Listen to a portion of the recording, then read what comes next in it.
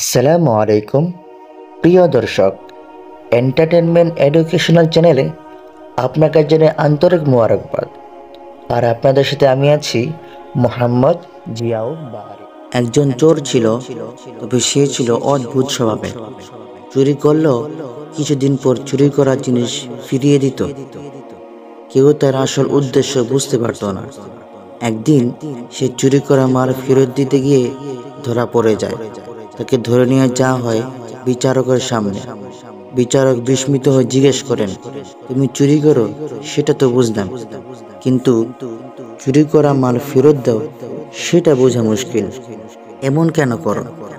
চোর মাথা নিচু করে বলল, চুরি করা আমার অভ্যাস, কিন্তু আমি চুরি করতে চাই না। অভ্যাসকে সামলাতে না পেরে চুরি করি, কিন্তু পরে অনুশোচনায় ভোগী, তাই মাল ফেরত দিই। এটা শোনার পর বিচারক কিছুক্ষণ ভাবলেন, তারপর বললেন, তাহলে তুমি তো চুরি ছাড়ার চেষ্টা করছো, এটা ভালো লক্ষণ। আমি তোমাকে শাস্তি দিব না, বরং তোমার পরিবর্তনের চেষ্টাকে সম্মান জানাই। তবে বিচারকের এই রায় শুনে উপস্থিত সবাই প্রতিবাদ করল। তাদের মধ্যে একজন নাহিদ কাঁদতে কাঁদতে বলে উঠল, আমার মায়ের চিকিৎসার জন্য অনেক কষ্টে টাকা জমিয়েছিলাম, কিন্তু এই চোর সে টাকা চুরি করেছিল। যদিও পরে তা ফিরিয়ে দিয়েছে, কিন্তু ততদিন সময় পেরিয়ে গেছে, আর চিকিৎসার অভাবে আমার মা মারা গেছে। আমি কি এই কষ্টের কোনো বিচার পাবো না? বিচারক গম্ভীরভাবে চিন্তা করলেন, তারপর বললেন, নাহিদ, তোমার মায়ের হায়াত যদি বাকি থাকতো তবে তিনি বেঁচে যেতেন।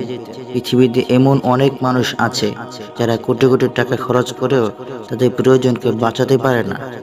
তারা টাকাও হারায়, প্রিয়জনকেও হারায়। তুমি অন্তত পক্ষে তোমার টাকা ফিরে পেয়েছো, তাই আল্লাহর শুকর আদায় করো। তিনি আরও বলেন, এই চোর নিজের ভুল স্বীকার করেছে এবং নিজেকে বদলানোর চেষ্টা করেছে। যারা সত্যিকার অর্থে নিজেদের সংশোধন করতে চায়, আল্লাহ তাদের সাহায্য করেন। অনেকেই বলে, না জেনে গুনাহ করলে গুনাহ কম হয়। এটা বল, বরং যারা জানার চেষ্টা করে, শিখতে চায়, নিজেকে এই চোরের মতোই পরিবর্তন করতে চায়, তাদের গুনাহ কম হয়, বা বলতে পারো আল্লাহ তাদের ক্ষমা করে দেয়। বিচারকের কথা শুনে সবাই চুপ হয়ে গেল। কেউ বুঝলো, কেউ মানল, কেউ আবার দ্বিধায় থাকলো। কিন্তু কিছুদিন এভাবে চেষ্টা করতে করতে চোর একেবারের জন্য চুরি করা ছেড়ে দিল। এই গল্পটি আমাদের বোঝায়, তুমি যদি নিজেকে পরিবর্তন করার চেষ্টা করো, তাহলে আল্লাহ তাআলা তোমাকে সাহায্য করবেন এবং ক্ষমা করে দিবেন। তবে সমাজে কিছু প্রচলিত গুনাহ আছে যেটাকে মানুষ গুনাহ মনে করে না।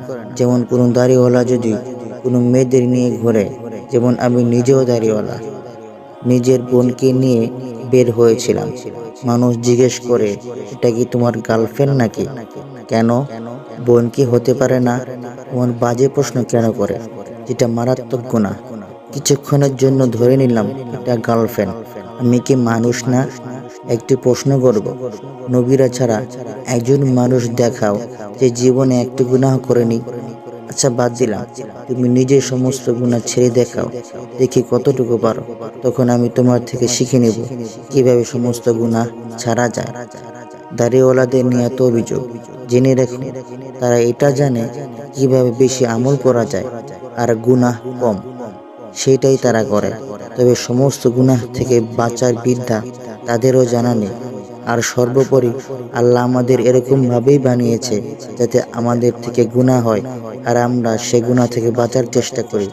আল্লাহর কাছে মাফ চাই, কারণ আল্লাহ গফফার, অর্থাৎ ক্ষমাকারী। এখন যদি কেউ গুনাহ না করে, ক্ষমা না চায়, তাহলে আল্লাহ ক্ষমা করবেন কাদের? এই পর্যন্ত দেখার জন্য ধন্যবাদ।